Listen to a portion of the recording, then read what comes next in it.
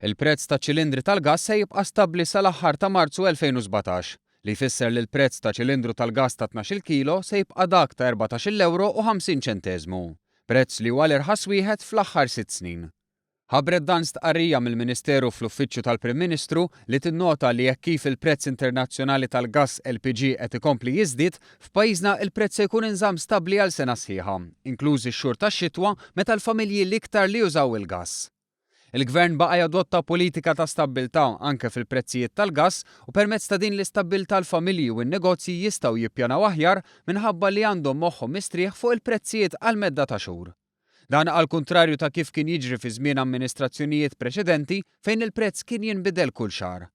Min-naħa tiegħu il-Gvern irringrazzja lill-kumpanija Liquigas u r-regolatura s-servizzi tal-enerġija u tal-ilma tal-ħidma tagħhom u l-kooperazzjoni biex titkompla l-istabbiltà fil-prezzijiet.